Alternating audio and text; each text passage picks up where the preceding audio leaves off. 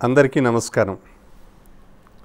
హిందూ ధర్మం ఛానల్ వారు క్రమం తప్పకుండా ప్రతి ఉగాదికి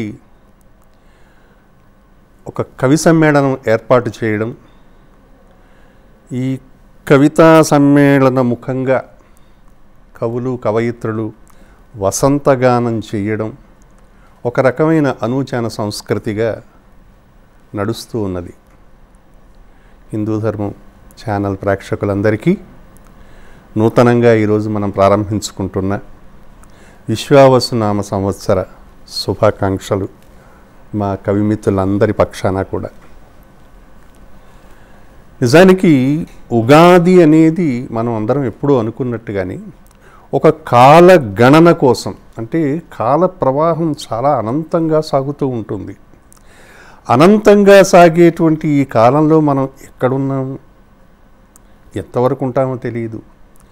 ఇలాంటి విషయాలు సమాజంలో లేదా మనం ఇప్పుడు అనుసంధించుకుంటున్నటువంటి సాహిత్యంలో ఇతరత్రా కూడా ఏదైనా ఒక గణన చేయాలంటే ఆ గణనకు అవసరమైన లెక్కలు మనం మొదలు పెట్టాలంటే 1, 2, 3 అనుకుంటూ రావాలి. అలాంటి ఒక సౌలభ్యం కోసం ఏర్పడింది ఈ కాలగణన. ఆ కాలగణనకు ప్రారంభమైన రోజే ఉగాది. నిజానికి మనం ఋతుచక్రం అంటూ ఉంటాం. కాలాన్ని ఋతువుల పరంగా చేస్తూ ఉంటాం. రకరకాలు ఉన్నాయి. ఇప్పుడు వారాలు అంటాం, ఆదివారం సోమవారం. చక్రం అవుతుంది అది. ఆదివారం తర్వాత శనివారం దాకా వచ్చాక మళ్ళీ చక్రం అవుతుంది. అలాగే నెలలుగా విభజించామనుకోండి, జనవరితో ప్రారంభమై తిరిగి మళ్ళీ డిసెంబర్తో పూర్తి జనవరి దగ్గరికి వస్తుంది. తమాషా ఏంటంటే నదిలా ప్రవహించే సుదీర్ఘమైన ఆలంతకాల ప్రవాహం మనం గణనలోకి తీసుకున్నప్పుడు దానిని ఒక చక్రం, కాలచక్రంగా భావిస్తాం. అలాంటిదే ఇప్పుడు ఈ ఉగాది మనం విశ్వావసునామ. నిజానికి ప్రభవ విభవ ఇలా ప్రారంభం అవుతుంది మన చక్రం. అక్షయతో పూర్తవుతుంది ఆ చక్రం 60 సంవత్సరాలు. దాంట్లో 39వ సంవత్సరం దగ్గర ఉన్నాం. ఇది విశ్వావసునామ సంవత్సరం. ఈ సంవత్సరంలో కూడా మళ్ళీ మనకు విభాగాలు ఉన్నాయి. 6 ఋతువులు అంటాం. అంటే ఒక ఋతుచక్రాన్ని ఏర్పాటు చేసుకున్నాం. ఈ ఋతుచక్రం కూడా వసంత ఋతువుతోనే ప్రారంభం అవుతుంది. చైత్ర వైశాఖాలు వసంత ఋతువుగా మనం పరిగణించుకుంటాం. అంటే చెట్లు చిగుర్చడాలు, చక్కటి సౌందర్యవంతమైనటువంటి వాతావరణం, ఎక్కడ చూసినా చెట్లపైన పూలు, ఇదొక విశేషమైనటువంటి వసంత ఋతువు. అలాగే తర్వాత మనం గ్రీష్మ ఋతువుని అనుకుంటాం. గ్రీష్మ ఋతువు మళ్ళీ జ్యేష్టం ఆషాఢం, ఎండలు బాగా మండిపోతూ ఉంటాయి. అది గ్రీష్మ ఋతువు అవుతుంది. ఆ తర్వాత వర్ష ఋతువు వస్తుంది. వర్ష ఋతువు తర్వాత వచ్చేది శరదృతువు.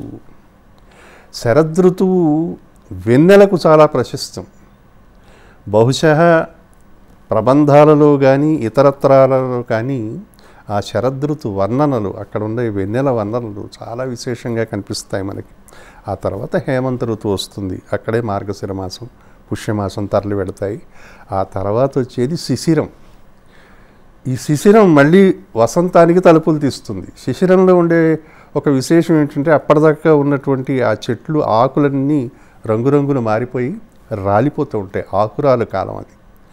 నిజానికి ఇవాళ భారతదేశంలోనూ లేదా మన తెలుగుదేశం ప్రాంతంలోనూ మనం పెద్దగా చూడలేకపోతున్నాం. కానీ ఇప్పటికి కూడా మనం ఇతర దేశాలకు వెళితే, అంటే ఒక అమెరికా లాంటిదో లేదా కెనడా లాంటిదో న్యూజిలాండ్ లాంటిదో, మనం ప్రత్యక్షంగా ఆకులన్నీ రంగులు మార్చుకోవడం, దాని ఫాల్ కలర్స్ అని కూడా అంటుంటారు. అక్కడ చాలా మహాద్భుతంగా ఉంటుంది.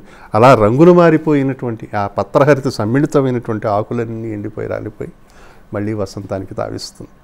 ఇలా ఋతుచక్రంలో ప్రారంభమే మన ఉగాది. ఆ పర్వదినం సందర్భంలో మనం అందరం కలుసుకోవడం. ఈవేళ నాతో ఉన్న కవులు ఆచార్య ఫణీంద్ర గారు నాతో ఉన్నారు, శైలజా మిత్ర గారు ఉన్నారు, అలాగే అయినంపూడి శ్రీలక్ష్మి గారు ఉన్నారు, ఆచార్య గౌరీశంకర్ గారు ఉన్నారు. వీళ్ళందరితోటి మనం వాళ్ళ స్పందనలు వింటూ ముందుకు వెళదాం. ఎందుకంటే కవిత్వంలో అమ్మ గురించి కవిత్వం చెప్పనటువంటి వ్యక్తి మనకు కనపడడు. రాముడి గురించి కవిత్వం చెప్పనటువంటి కవి మనకి కనపడ్డాడు. వసంతం గురించి కూడా కవిత్వం చెప్పనటువంటి కవి కనపడ్డాడు. పురాతన కాలం నుంచి కూడా ఇది ఉన్నది మనకి. ఒక 100 సంవత్సరాలు 125 సంవత్సరాలకు వెళ్తే కందుకూరి రామభద్రరావు గారని ఆయన నివేదన అని ఒక ఖండిక రాస్తూ ఆకులపాటు తెచ్చు శిశిరానిలమెయ్యదొసోకి, ఆకులపాటు తెచ్చు శిశిరానిలమెయ్యదొసోకి, జీవితానోకహమెప్పుడు మ్రోడై ననున్ తపింపగా చేయునప్పుడు, సుశ్రీక వసంత శోభ, సుశ్రీక వసంత శోభ, వికసించడు శాఖలు పల్లవించి, ఏదో కలకంఠగాయని శృతుల్ సవరించు మనోజ్ఞగీతికన్, ఆకులపాటు తెచ్చు శిశిరానిలమెయ్యదొసోకి అని ప్రకృతి ముందు నివేదన చేస్తాడు. ఇలా పూర్వకాలం నుంచి కవులు చాలా అద్భుతమైనటువంటి వసంత గీతాలు ఆలపించినటువంటి సందర్భం మనకి తెలుసు. మరి ఈవేళ మన కవి సమ్మేళనంలో ఈ కవితా గానాన్ని ఆరంభిద్దాం ఆచార్య ఫణీంద్ర గారితో. ఆచార్య ఫణీంద్ర గారు బహుగ్రంథకర్త, యువభారతికి అధ్యక్షులైన శ్రీకృష్ణదేవరాయ, ఇప్పుడు తెలుగు భాషా నిలయం అంటున్నారు, ఒకప్పుడు అది ఆంధ్ర భాషా నిలయం, అటువంటి ఒక సంస్థకి అధ్యక్షం కూడా వహిస్తున్నారు, ఉపాధ్యక్షులుగాను అనేక బాధ్యతలు నిర్వహిస్తున్నారు.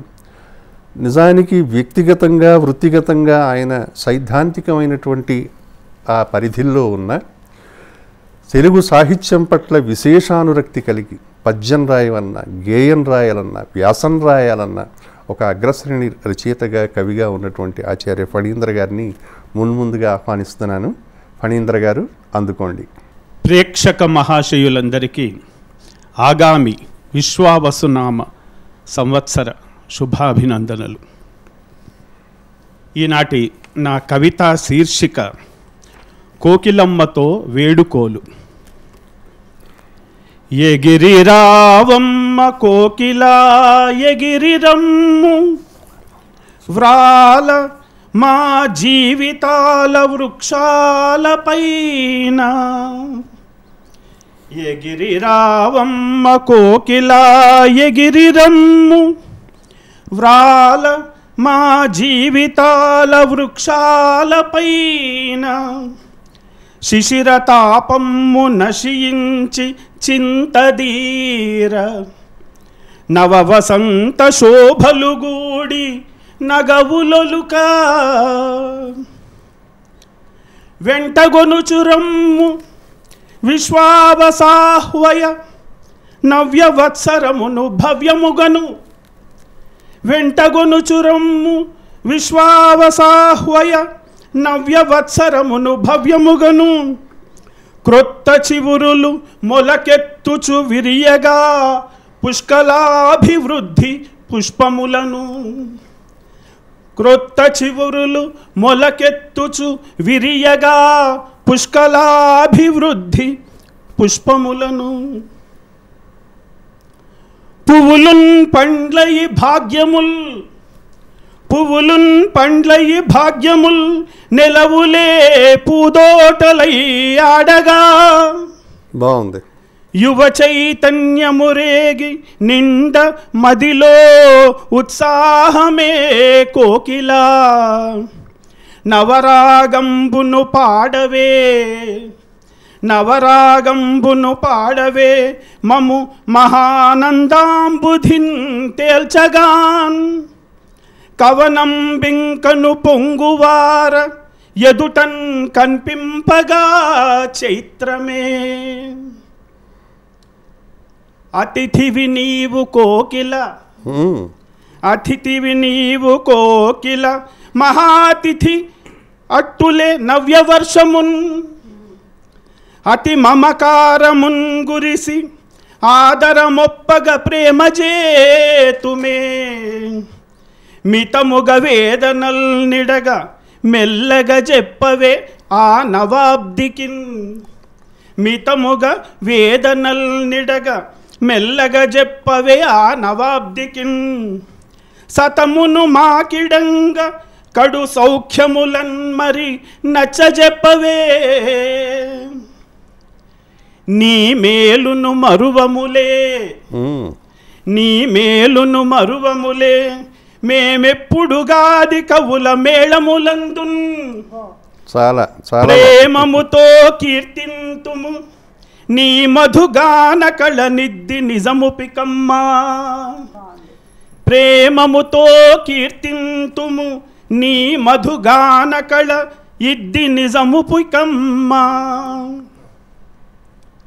కారముప్పు వగరు కడు తీపి పులుపును కారముప్పు వగరు కడు తీపి పులుపును చేదున నడి రుచుల చేర్చి ఒకట బ్రతుకులోని వివిధ వర్ణాలను పొమింప బ్రతుకులోని వివిధ వర్ణాలను పొమింప వండినాముగాది పచ్చడి తిను 12 నెలల బంగారు కాలమున్ 12 నెలల బంగారు కాలమున్ మాకు తోడు నిలిచి మదిని గూర్చు మరువలేని ఎట్టి మధురానుభూతులే క్రొత్త వత్సరమున కోకిలమ్మ మరువలేని ఎట్టి మధురానుభూతులే క్రొత్త వత్సరమున కోకిలమ్మ. ధన్యవాదాలు. 12 నెలల కాలాన్ని బంగారు కాలంగా చేస్తూ ఆ కోయిల మనతో పాటు ప్రయాణించేలాగా ఆమె సుస్వరంతో మనకి ముందుకు వెళ్ళేలాగా ఉగాది వాతావరణాన్ని మాకు అందించినందుకు ఆ వసంతగానం చేసినందుకు మీకు ధన్యవాదాలు తెలియజేస్తూ ఇప్పుడు మా అయినంపూడి శ్రీలక్ష్మి సోదరి శ్రీలక్ష్మి పేరు చెప్పగానే అందరికీ ముందు ఆకాశవాణి గుర్తొస్తుంది. ఎందుకంటే ఆ గొంతు రోజు మనం ఆకాశవాణిలో వింటూ ఉంటాం. కానీ ఒక చోట స్థిరంగా ఉండే లక్షణం కాదు శ్రీలక్ష్మిది. అంచేత అక్కడో అడుగు వేస్తూ ఉంటుంది. మనం ఇక్కడ పొట్టి శ్రీరాములు తెలుగు విశ్వవిద్యాలయం సురవరం ప్రతాపరెడ్డి తెలుగు విశ్వవిద్యాలయం ఉంటున్నాం. వాళ్ళ దృశ్య శ్రవ్య విభాగానికి అధినాయకత్వం వహించింది కొంతకాలం. అంతేకాకుండా మనకి హైదరాబాద్ నగరంలో రాష్ట్రపతి నిలయం ఉంటుంది. ఆయన దక్షిణాది ప్రాంతాలకు వచ్చినప్పుడు విడిది చేసేటప్పుడు అక్కడ జరిగే సాంస్కృతిక కార్యక్రమాలకు సమన్వయకర్తగా వ్యవహరించింది శ్రీలక్ష్మి. ఈ రెండే కాకుండా రచయితలకు సంబంధించినటువంటి ఏ ఉత్సవం జరిగినా తాను ముందుండి, అది కవితా సంబంధమైన ఉత్సవం కావచ్చు, ఇతర రచనలకు సంబంధించిన ఉత్సవం కావచ్చు, తానే ముందుండి వాళ్ళందరినీ నడిపిస్తూ ఉంటుంది శ్రీలక్ష్మి. కవిత్వంలో ఆమె చేయి తిరిగినటువంటి కవయిత్రి. ఈ మాట ప్రత్యేకంగా ఎందుకంటున్నానంటే, తెలంగాణ రాష్ట్రంలో ప్రపంచ తెలుగు మహాసభలు ఏర్పడినప్పుడు ముఖ్యమంత్రి గారు తన ప్రసంగం చేస్తూ ఆ ప్రసంగం మధ్యలో అంతకు పూర్వమే సుప్రసిద్ధులైన కవుల పంక్తులను ఉటంకిస్తూ మా సోదరి శ్రీలక్ష్మి కవితా పంక్తులను కూడా ఉటంకించారు. అది సామాన్యమైన గౌరవంగా నేను భావించటం లేదు, అది అసామాన్యమైన గౌరవం. అలాంటి గౌరవాన్ని దక్కించుకుంది సోదరి. ఇప్పుడు ఆమెను ఆహ్వానిస్తున్నాను. తల్లి, ప్రారంభించు. ప్రేక్షకులందరికీ ఉగాది పర్వదిన శుభాకాంక్షలు.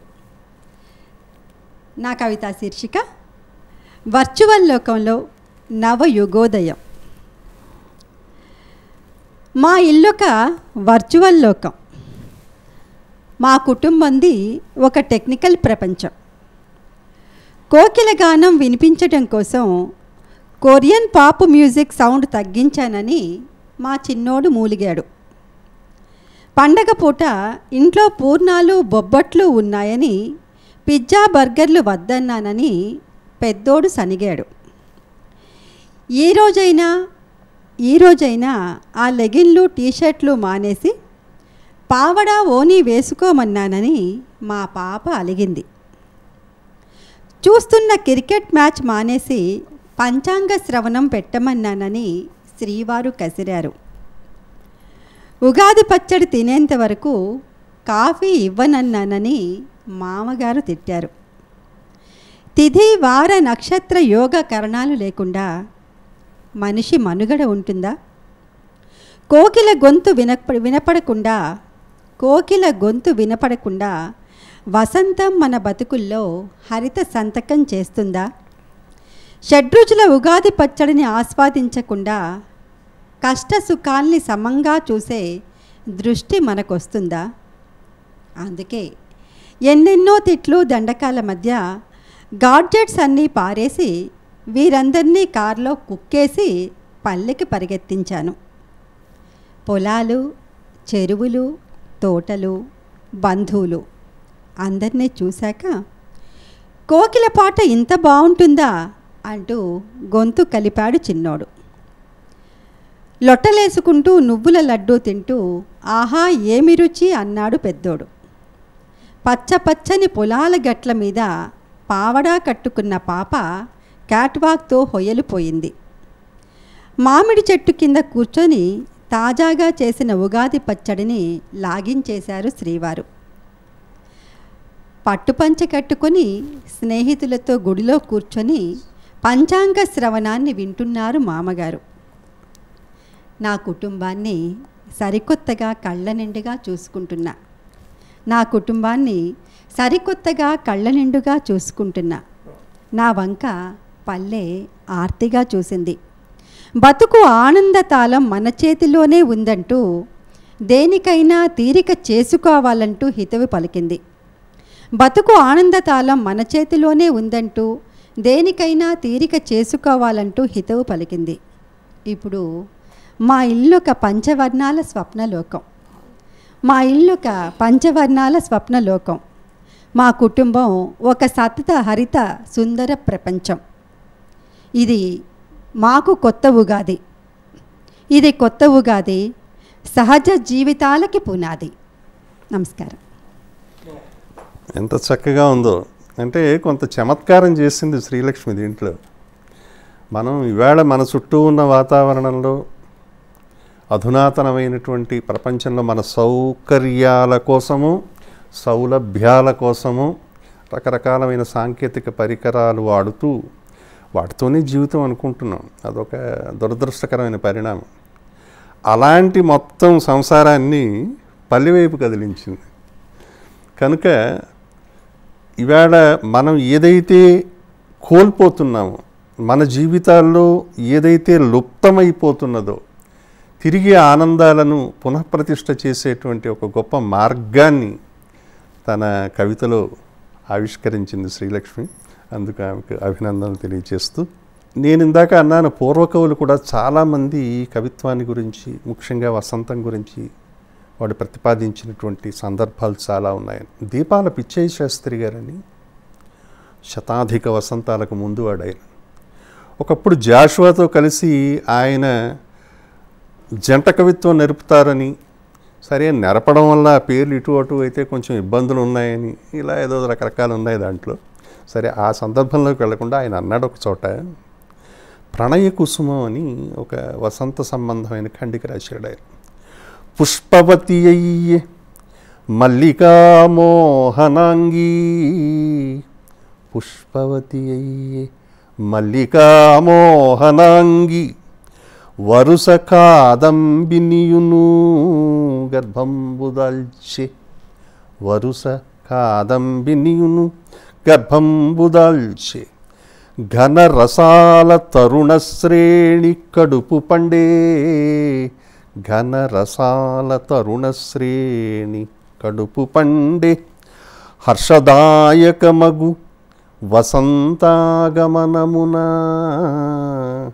అని ప్రతి విషయంలోనూ ఒక స్త్రీని ఆయన దర్శిస్తూ ఈ వసంత వేళ అది సంతరించినటువంటి అందాలను చాలా అద్భుతంగా ఆవిష్కరించాడు. అలా వసంత సందర్భాన్ని ఎందరో కవులు సన్నుతించినటువంటి ఈ సందర్భం నుంచి ఇప్పుడు ఆచార్య గౌరీశంకర్ గారి దగ్గరికి వెళతాం. గౌరీశంకర్ గారు తెలుగు విశ్వవిద్యాలయంలో రిజిస్ట్రార్గా బాధ్యతలు నిర్వహించారు. అది ఒక పర్వం. అది కాకుండా ప్రపంచ తెలుగు సంస్థ ఒకటి ఏర్పడింది.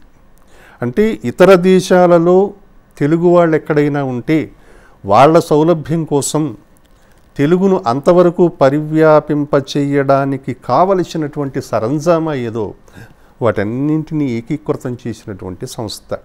దానికి సంచాలకత్వ బాధ్యతలు వహించినటువంటి వ్యక్తి పేరే గౌరీశంకర్ గారు. కనుక తెలుగు సాహిత్యాన్ని, తెలుగు భాషని ఖండాంతరాలు దాటించడంలో, సముద్రాలకు అవతల కూడా ప్రతిష్ఠించడంలో ఆయన చేసినటువంటి కృషి స్తవనీయమైనటువంటి కృషి. అలాంటి గౌరీశంకర్ గారి వేళ మన మధ్య ఉన్నారు. వారిని ఇప్పుడు ఆహ్వానిస్తున్నాను తమ ఉగాది కవిత కోసం. అందరికీ విశ్వావసునామ తెలుగు సంవత్సరాది ఉగాది పర్వదిన శుభాకాంక్షలు. నా కవితా శీర్షిక రుచి తప్పిన ఉగాది పచ్చడి. రుచి తప్పిన ఉగాది పచ్చడి. ఉగాది పచ్చడిలో చేదు ఎక్కువయింది. ఉగాది పచ్చడిలో చేదు ఎక్కువయింది. బడుగు బతుకుల్లో బాధలు ఎక్కువైనట్లు. ఉగాది పచ్చడిలో కారం ఎక్కువైంది. అధికార మదాంధులకు అహంకారం ఎక్కువైనట్లు. ఉగాది పచ్చడిలో పులుపు ఎక్కువైంది. దోపిడీదారులకు బలుపు ఎక్కువైనట్లు. ఉగాది పచ్చడిలో వగరు ఎక్కువైంది. దగాకోరు మనుషులకు పొగరు ఎక్కువైనట్లు. ఉగాది పచ్చడిలో ఉప్పు ఎక్కువైంది. ఆడపిల్ల పెళ్ళికి చేసిన అప్పు ఎక్కువైనట్లు. ఉగాది పచ్చడిలో తీపి తక్కువైంది. సమస్యలతో మనిషికి సంతోషం తక్కువైనట్లు. ఉగాది పచ్చడిలో తీపి తక్కువైంది. సమస్యలతో మనిషికి సంతోషం తక్కువైనట్లు. చేతకాని చేతుల్లో పడితే ఉగాది పచ్చడి రుచులు కోల్పోతుంది. చేతకాని చేతుల్లో పడితే ఉగాది పచ్చడి రుచులు కోల్పోతుంది. హామీలు తీర్చని ప్రభుత్వం ప్రజల విశ్వాసం కోల్పోయినట్లు. బాగుంది, చాలా బాగున్నారు. పచ్చడిలో అన్నీ సమంగా కలిసినప్పుడే రుచి వస్తుంది. పచ్చడిలో అన్నీ సమంగా కలిసినప్పుడే రుచి వస్తుంది. ప్రజల సంక్షేమం కోరినప్పుడే దేశం ప్రగతిని సాధిస్తుంది. ప్రజల సంక్షేమం కోరినప్పుడే దేశం ప్రగతిని సాధిస్తుంది. సంతోషం గౌరీశంకర్ గారు. అంటే మనం సాధారణంగా ఉగాది అనగానే మనకి ప్రధానమైన అంశం ఉగాది పచ్చడే. కానీ ఆ రుచులన్నీ సమంగా మేళవించినప్పుడు ఉండే పద్ధతి కాస్త ఇటు అటు అయితే అది ఎంత విపత్కరమైన పరిస్థితిని కలిగిస్తుందో చాలా చక్కగా ఆవిష్కరించారు. ఉగాది పచ్చడి 6 రుచులు ఉండడం అనేది ఒక విధానం అయితే, వాటిని కలిపేటువంటి విధానం కూడా సంతులనం ఉండకపోతే మనం ఏ రకాలైన కష్టాలు పడతామో చాలా చక్కగా వర్ణించారు. మీకు ధన్యవాదాలు తెలియజేస్తూ, మరి మా శైలజా మిత్ర, ఆమె కూడా కవయిత్రిగా ఇవాళ కవన ప్రపంచంలో ఇప్పటికే తన ముద్రను చాలా చక్కగా ప్రకటించింది. అటు కవన విషయంలో కానీ, కథల విషయంలో కానీ, సమీక్షల విషయంలో కానీ, పరిశీలన పరిశోధన విషయంలో కానీ అగ్రగామిగా ఉంటుంది శైలజా మిత్ర. మరొక విశేషం ఏమిటంటే ఆమె తెలుగులో స్నాతకోత్తర పట్టా అందుకుంది. సమాంతరంగా ఆంగ్ల భాషలో కూడా స్నాతకోత్తర పట్టా అందుకుంది. కనుక తెలుగు నుంచి ఆంగ్లంలోకి, ఆంగ్లంలో నుంచి తెలుగులోకి కవితల్ని అనువదించడంలో ఆమె అగ్రశ్రేణిలో ఉన్నది ఆమె. ఈవేళ మరి ఏ కవిత వినిపిస్తుందో ఆమెను ఆహ్వానిస్తున్నాను. అమ్మ శైలజ, అందుకోండి. హిందూ ధర్మం ఛానల్ వీక్షకులకు అందరికీ, అలాగే నాతోటి కవి మిత్రులకు అందరికీ ఉగాది పర్వదిన శుభాకాంక్షలు. ఈనాటి నా కవితా శీర్షిక వసంతకాలపు వారధులు.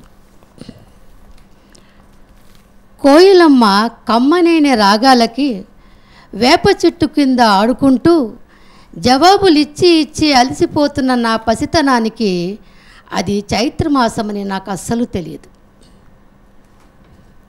వేప పువ్వు ఏది, మామిడికాయలేవి తెమ్మన్నాను కదా అని అమ్మ అలవాటుగా అరుస్తుంటే ఆకతాయితనంతో పరుగులు తీసిన నా బాల్యానికి అది వసంతకాలమని ఎవరూ చెప్పలేదు. జీవితపు ఆంతర్యాన్ని తెలుసుకున్న అమ్మ నా జీవితంలోకి చేదు ఎక్కువ చేరుతుందేమోనన్న భయంతో బెల్లం ఎక్కువ వేసి నేను ఎప్పటికీ రారాజునేనని ఒంట్లో కూర్చుండబెట్టుకుని కట్టుకథ అల్లుతున్నప్పుడు ఈ పచ్చడి జీవిత సారాంశమని అస్సలు అంచనా లేదు. ఇంట్లో పూజలు దులుపుతుంటే చిన్న సాలీడు నా ఒంటి మీదకి ఎక్కినప్పుడు నేను అరిచిన అరుపును వారిస్తూ కొత్త బట్టలు వస్తాయిరా అంటూ అమ్మా నాన్నల ఆశ చూపుతున్నప్పుడు మురిసిపోతూ చొక్కా లేని నా ఛాతీని ఆనందంతో తడుముకుంటున్నప్పుడు అది సంవత్సరాది అయిన సంగతి తెలియనే లేదు. పెరట్లో ఉన్న మామిడి చెట్టు నీడలో చేతిలో విసినికర్రతో వేడిని తరిమేసే ప్రయత్నం చేసుకుంటూ నాన్న అమ్మకు చదివి వినిపించిన కవిత ఉగాది పల్లవి అని అప్పట్లో నాకు అస్సలు తెలియలేదు. ఆదాయం, రాజపూజ్యం పదాలు పదే పదే అందరి నోటా వినిపిస్తుంటే అమ్మని వాటికి అర్థం అడిగినా చెప్పేది కాదు. బిడ్డల ఆనందాలను తీర్చాలనుకునే తల్లిదండ్రుల ఆదాయాలు, బిడ్డల ఎదుగుదలను చూడాలనుకునే తల్లిదండ్రుల రాజపూజ్యాలు ఎంతైనా సరిపోవు కదా మరి. అవేవీ తెలియకుండానే పెరిగిపోయాం. పండగ ఆనవాళ్ళు లేని చోటికి ఎగిరిపోయాం. భాష లేని చోటకి ఉగాదికి చోటెక్కడిది, భాష లేని చోట ఉగాదికి చోటెక్కడిది, పలకరింపులే లేని చోట పచ్చడి ప్రస్తావన ఎక్కడిది. గడిచిన బాల్యాన్ని తెచ్చి ఇవ్వలేని సాంకేతికత ఎంత ఎదిగితే మాత్రం ఏం ప్రయోజనం. తీపి అనేది పదార్థమే కాదు, ఆత్మీయుల మధ్య యథార్థమని. కొత్తదనం అనేది బట్టలలోనే కాదు, బంధాలలో కూడా ఉండాలని తెలుసుకున్న అత్యాధునిక ముసుగులో ఏమీ తెలియనట్లే జీవిస్తున్నాను. ఇప్పుడు చేజారిన క్షణాల కలపోత ఉగాది.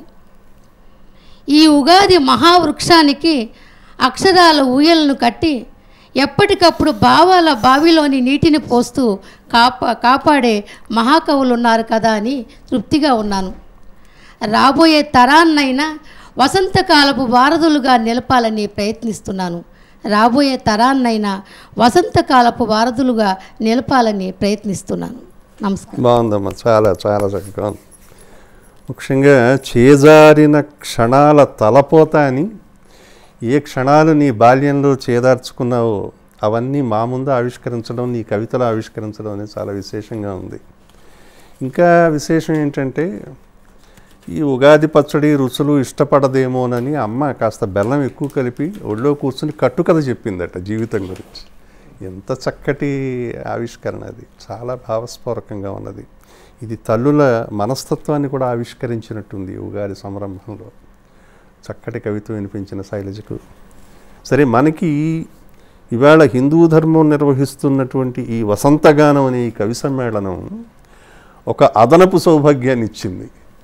అంటే 2 ఆవృత్తులుగా మనం కవి సమ్మేళనాన్ని నిర్వహించుకునేది సహజంగా మనకి అవకాశం దొరకదు.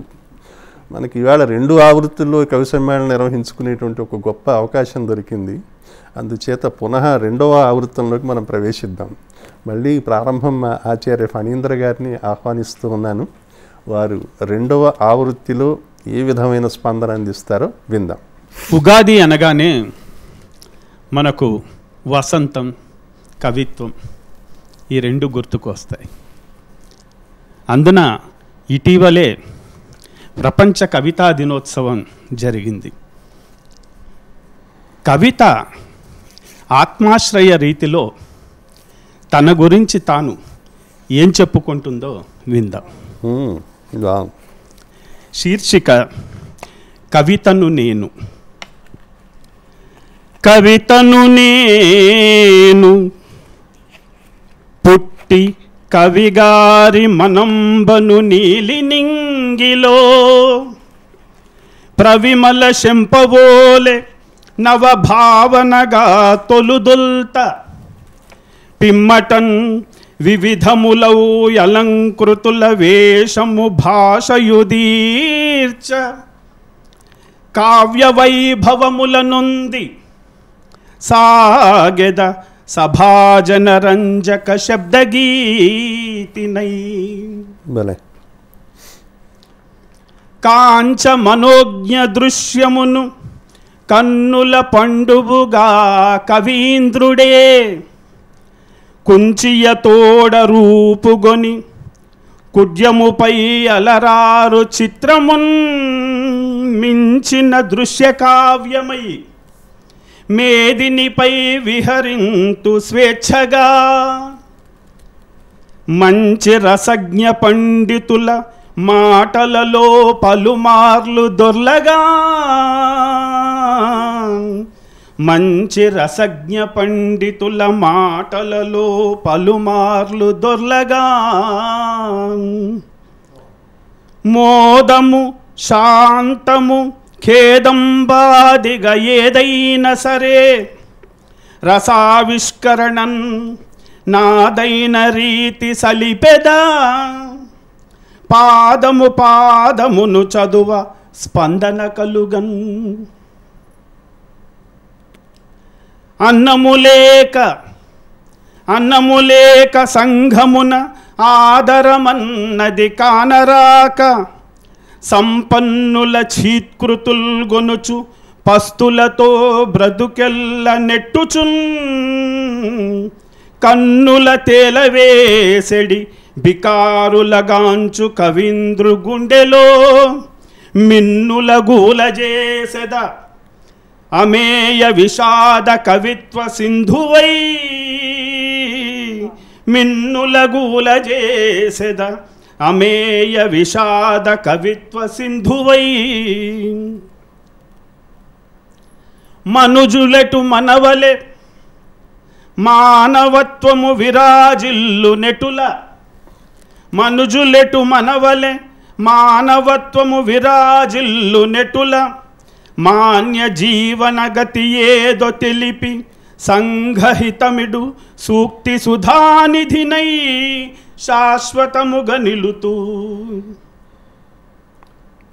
తొలుత శిలలు తాళతరుల దళములు తొలుత శిలలు తాళతరుల దళములు ఆ పైన కాగితాల్ కంప్యూటర్లు నిలవయగాని నిలుతునే నలుదెసలన్ జనుల హృదుల నాల్కలనెప్పుడు బాగుంది అక్షర రూపమునందు విలక్షణముగా తీర్చిదిద్ది లక్ష్యముతోడన్ రక్షింపనను సతము నే రక్షింతు సమాజమక్షరంబుగా నిలువన్ అక్షర రూపమునందు విలక్షణముగా తీర్చిదిద్ది లక్ష్యముతోడన్ రక్షింపనను సతము నే రక్షింతు సమాజమక్షరంబుగా నిలువన్. ధన్యోస్మి. చాలా చక్కగా ఉంది ఫణీంద్ర గారు. అంటే మీ విధానమే ఒక కవిత ఆత్మాశ్రయ ధోరణిలో తన గురించి తాను మాట్లాడుకోవడం అనేది చాలా బాగుంది. ఇప్పుడు మళ్ళీ సోదరి శ్రీలక్ష్మి దగ్గరికి వస్తాను. ఈసారి ఉగాదినే పలికిస్తుందో ఇతరత్ర ఏం పలికిస్తుందో విందాం. ఫణీంద్ర గారు కవిత ఆత్మాశ్రయ ప్రస్థానాన్ని తెలియచేస్తే ప్రతి రచయితకి జీవన సాఫల్య పురస్కారం పుస్తకం.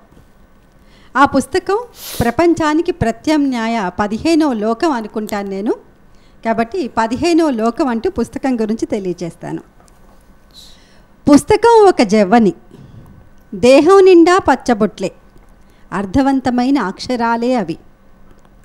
కావ్య రచన ఓ లేపనం, అనుభవాల గాయాలకు వేసిన కట్టు, అనుభూతుల క్లేశాలకు పూసిన మలాం. పుస్తక పఠనం ఓ పురా పరిచయం, విస్మృత జన్మల పునర్దర్శనం, అనూహ్య విశ్వాల సందర్శనం. గ్రంథశ్రవణం భరోసానిచ్చే మంత్రాక్షరం, అనన్య పాలపుంతల సాక్షాత్కారం. అందుకే పుస్తకం నాకు నిన్న ఓ అనగా అనగా కథ, నేడు నా కళ్ళ ముందరి జీవన చిత్రం, రేపు నాతో సంభాషించనున్న సమూహం. పుస్తక ప్రపంచంలోకి ఎగిరెళితే ఒళ్ళు పులకరించే ఆర్ద్రతా పవనాలు, గుండె చెమ్మగిల్లే ఆప్త మేఘాలు, సుదీర్ఘ నిట్టూర్పుల జ్వాలలు, అవిరామ సందిగ్ధతల నదీ ప్రవాహాలు, క్లుప్త సుందర సంక్షోభ వనాలు, నిత్యం రగిలే విప్లవాగ్ని కీలలు, నిరంతరం బిగిసే పిడికిలి ధిక్కారాలు పలకరిస్తాయి, మనల్ని పరవశింపచేస్తాయి. ఇప్పుడు చెప్పు పుస్తకం అంటే పుటల పొత్తిలి మాత్రమేనా, వాక్యాల గుమ్మి మాత్రమేనా? కానే కాదు. రచయితకి పుస్తకం జీవన సాఫల్య పురస్కారం, పాఠకుడికి నిత్య గీతాసారం, ప్రపంచానికి ప్రత్యామ్నాయ 15వ లోకం. ఇది నా 15వ లోకం అంటూ పుస్తకాన్ని తెలియచేసిన విధానం. నమస్కారం. చాలా బాగుందమ్మా, మంచి భావ ప్రకటన. అంటే మనకి చతుర్దశ భువనాలని 14 భువనాలని పెడితే నువ్వు 15వ లోకంలో ప్రవేశించావు. ఆ 15వ లోకం పుస్తకం కావడం ఎంత బాగుందో, చాలా మంచి. పుస్తకం అంటే కేవలం పుటల పొత్తిలియేనా అని ప్రశ్నించడం చాలా అందంగా ఉంది. ఒక రసజ్ఞమైనటువంటి భావస్ఫోరకమైనటువంటి భావ ప్రకటన చేస్తూ, నిజానికి పుస్తకాన్ని మనం అనుకుంటున్నాం కానీ ఇవాళ పుస్తకాలు ప్రదర్శనలు వ్యవహారాలు పెట్టి కనపడుతున్నాయని, కానీ దానికి దగ్గరగా చేరువుగా వెళ్ళే తరం మనం కోల్పోతున్నాం. సాంకేతికంగా అంది వస్తున్నటువంటి కంప్యూటర్ లాంటి చోట వాళ్ళు చదువుతున్నారేమో, కానీ ఒక పుస్తకాన్ని చేత పట్టుకుని చదివేటువంటి ఆనందం, ఆ అనుభూతిని ఒక రకంగా ఈవేళ తరాలు కోల్పోతున్నాయి. అటువంటి తరుణంలో పుస్తకానికి నువ్వు కొంత పునరుజ్జీవం ఇవ్వడం అనేది చాలా ఆనందంగా ఉంది. మళ్ళీ మన మరో ఆవృత్తంలో గౌరీశంకర్ గారి దగ్గరికి వచ్చే ముందు దాదాపు శతవసంతాలకి పూర్వమే ఒక కవి అంటాడు, తురగా వెంకటరామయ్య ఆ కవి పేరు. ఆయన కోయిల అని ఒక ఖండిక రాశాడు. అంటే పురాతన కాలంలో కూడా, అంటే ఒక 100 సంవత్సరాలు 150 సంవత్సరాలు నిజానికి ప్రబంధయుగం దాకా వెళ్ళిన ఈ రకమైనటువంటి వర్ణనలు తెలుగు సాహిత్యాన్ని ఎలా పరిపుష్టం చేశాయో కూడా అనుకోవాల్సినటువంటి. మామూలుగా ఈ వసంతకాలంలో మనం చిన్నప్పుడు మన బాల్యంలో ప్రవేశిస్తే కో అంటుంది, ఆ కోయిల ఏదో కో అంటుంది. ఇది ఒకదానికి ఒకటి ఉంటుంది. అది అన్నప్పుడల్లా మనం అంటూ ఉంటే ఇంకా పెరిగి మాట్లాడుతూ ఉంటుంది. ఇది చాలా తమాషా అయిన సందర్భం. అనుభవించిన వాళ్ళకి మాత్రం తెలుస్తుంది, నగరాల్లో ఉండే వాళ్ళకి తెలియదు ఇది. ఆయన మీద అన్నాడు ఆయన, కోయన్న కోయటంచు కడుకొంటెలతో తలపట్లు పట్టి కృందీయని రాగ సంపద నదేటికి వ్యర్థము సేతువమ్మా. మనం ఒక బాల్యాంక చేష్టతోటి దాన్ని కోకో అంటే తిరిగి రెచ్చిపోయి కో అంటుంది, దాన్ని ఎందుకు అలా వ్యర్థం చేస్తున్నావు అని అడుగుతున్నాడు. ఎంత అందమైన భావన అండి అది. కోయన్న కోయటంచు కడుకొంటెలతో తలపట్లు బట్టి కృందీయని రాగ సంపద నదేటికి వ్యర్థము సేతువమ్మా. మా కోయిల పాడుమా మధుర కోయిల గానము భారతీకరాబ్జాయుత వల్లకీశ్వతరవామృత వీచుల మేళవింపుచున్ అని ఆయన అభ్యర్థిస్తున్నాడు కోయిలని. అలా అందమైనటువంటి కవిత్వం మన వసంతాన్ని గురించి తెలుగు సారస్వతంలో ప్రవహించింది. ఇప్పుడు మళ్ళీ ఈ ప్రస్తావన ఆపి ప్రకృతంలోకి వద్దాం. ఆచార్య గౌరీశంకర్ గారు తమ 2వ ఆవృత్తంలో ఏ రకమైనటువంటి కవితతో స్పందిస్తారో ఆహ్వానం మీకు. నా ఈ కవిత శీర్షిక మాతృవందనం.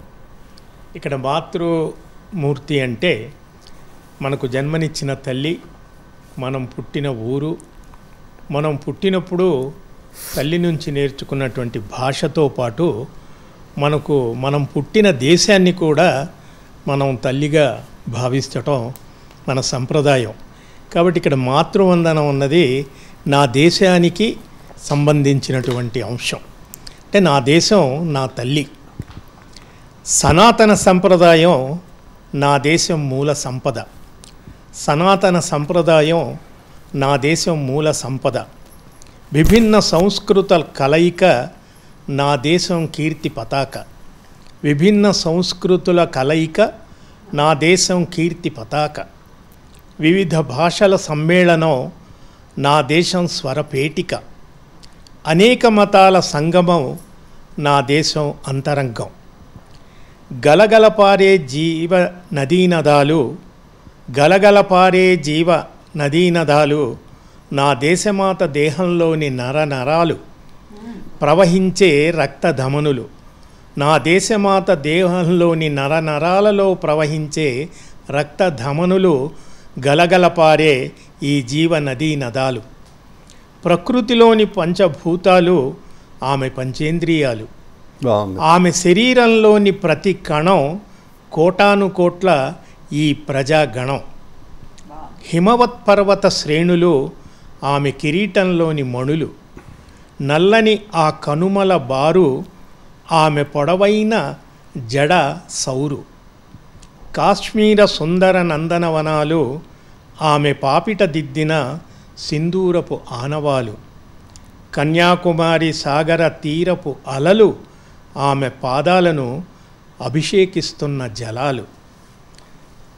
కన్యాకుమారి సాగర తీరపు అలలు ఆమె పాదాలను అభిషేకిస్తున్న జలాలు. పచ్చపచ్చని పంట చేలు ఆమె ఒంటికి చుట్టుకున్న చేలాంచలాలు. రంగురంగుల రకరకాల పువ్వులు ఆమె పెదవులపైన విరబూసిన నవ్వులు. దేశ జనాభాలోని స్త్రీలు పురుషులు ఆమె సువిశాల నయనాలు. గణతంత్ర పరిపాలనా విధానం ఆమె నివసించే అతి విశాల సౌధం.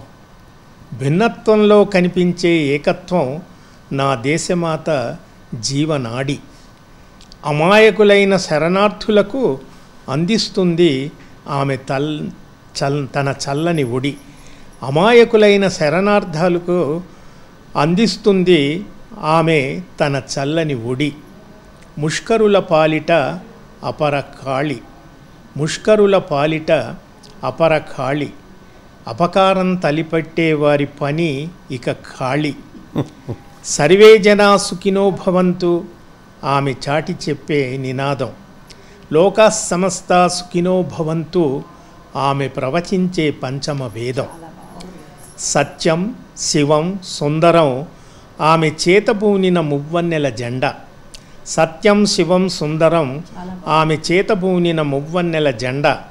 సహనం శాంతం క్షమాగుణం ఆమెలో నెలకొన్నవి ఆమె గుండెల నిండా. సహనం శాంతం క్షమాగుణం అన్నవి నెలకొని ఉన్నవి ఆమె గుండెల నిండా. సత్యం శివం సుందరం ఆమె చేతబూనిన మువ్వన్నెల జెండా. ఆమె పేరు భరతమాత. ఆమె ఊరు భరతఖండం. ఇది అవిభాజ్యం అఖండం. ఇది అవిభాజ్యం అఖండం. బాగుంది. గౌరీశంకర్ గారు చాలా మంచి ప్రయత్నం చేశారు. మన తల్లిని ఎలా స్మరించుకోవాలో దేశమాతను కూడా అలా స్మరించుకోవాలి. అది కూడా ఉగాది రోజున స్మరించుకోవడం అనేది చాలా అందమైన భావన చేశారు.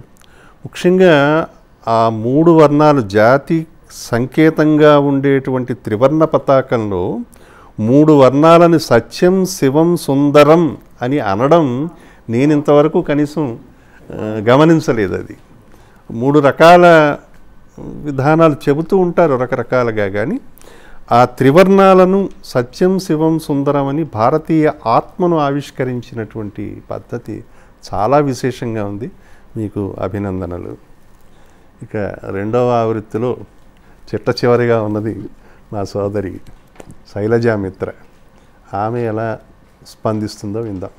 కవిత శీర్షిక మరో వసంతం కోసం. ఒక దేశ నాయకుడిని చూస్తూ నేను ఒక నాయకుడిని కావాలనుకోలేదు.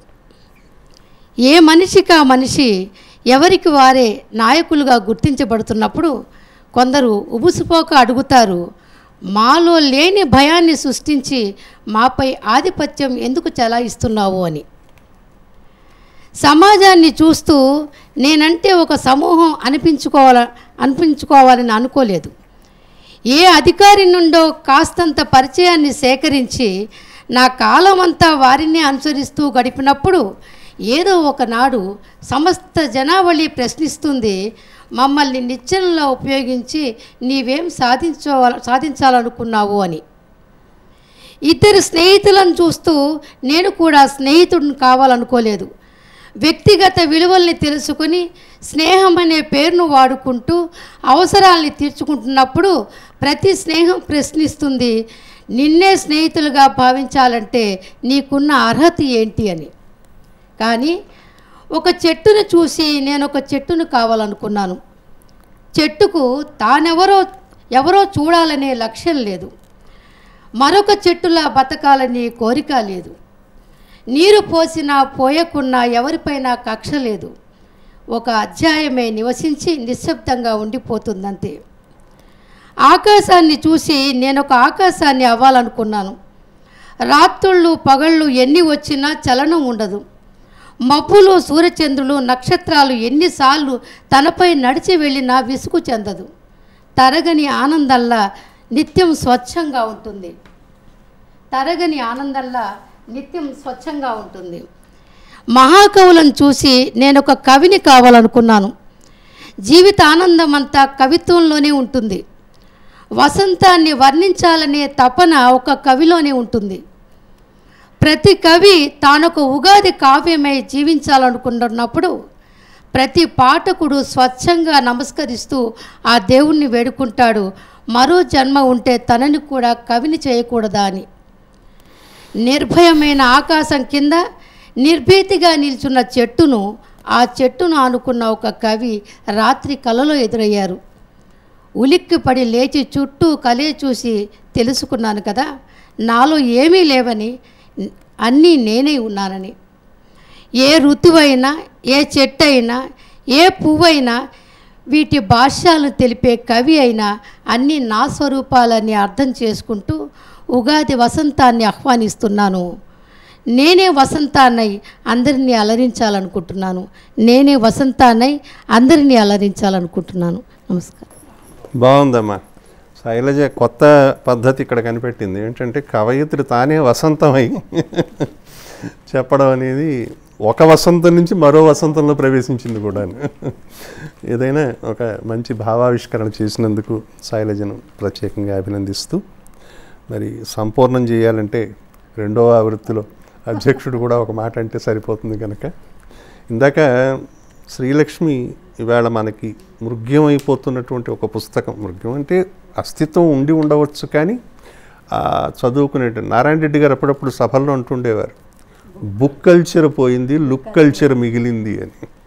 అలాగా అంతరించిపోతున్నటువంటి విషయాల్లో మనం పోగొట్టుకున్న మరొక విషయం ఉత్తరం అనేది రాయడం మర్చిపోయాం. అంటే మన చేతిరాతలే మర్చిపోతుంటే ఉత్తరం మర్చిపోవడం ఎంతసేపు. అందుచేత ఉత్తరం దీని శీర్షిక. నేను పుట్టానని మా నాన్నకు చెప్పింది తనే. నేను పుట్టానని మా నాన్నకు చెప్పింది తనే. నన్ను చూడడానికి వస్తున్నట్టు మా నాన్న వస్తున్న కబురు అమ్మకు చెప్పింది తనే. నేను పుట్టానని మా నాన్నకు చెప్పింది తనే. నన్ను చూడడానికి వస్తున్నట్టు మా నాన్న వస్తున్న కబురు అమ్మకు చెప్పింది తనే. నేను పుట్టకముందే పుట్టింది, ఎన్ని పుట్టుకలు చూసిందో. నేను పుట్టకముందే పుట్టింది, ఎన్నెన్ని పుట్టుకలు చూసిందో. ప్రతి పుట్టుకనాడు తనే పుట్టినట్లు 4 మూలల పసుపు బొట్లు ముస్తాబై, 4 మూలల పసుపు బొట్లతో ముస్తాబై ఎక్కడెక్కడికో పరుగులు తీస్తూ శుభవార్తనే కాదు అశుభాన్ని కూడా అలాగే చెప్పగలదు. శుభవార్తనే కాదు అశుభాన్ని కూడా అలాగే చెప్పగలదు. జాతస్య హి ధ్రువో మృత్యు. గీతావాక్యాన్ని బాగా జీర్ణించుకున్న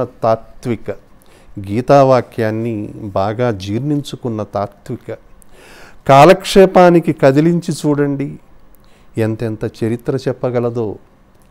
కాలక్షేపానికి కదిలించి చూడండి ఎంతెంత చరిత్ర చెప్పగలదో.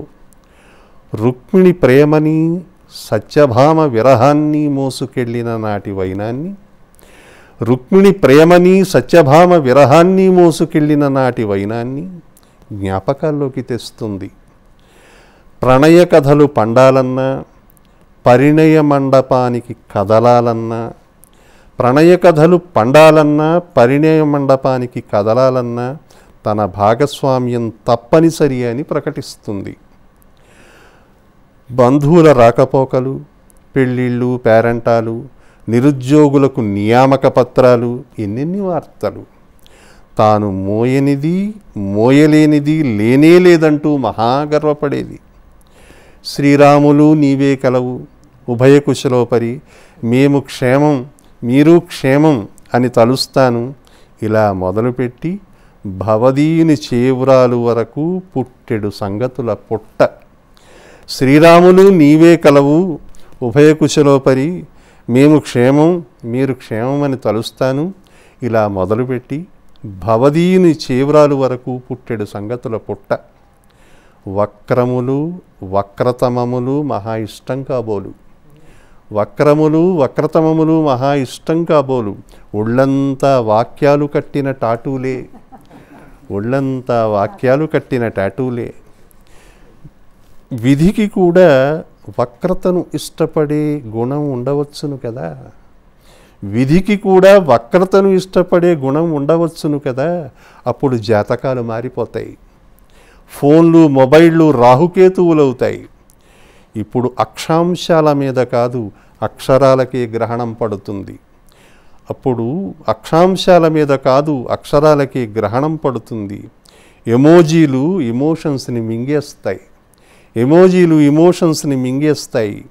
వర్ణమాలలు గోడల మీద చిత్రపటాలవుతాయి, వర్ణమాలలు గోడల మీద చిత్రపటాలవుతాయి.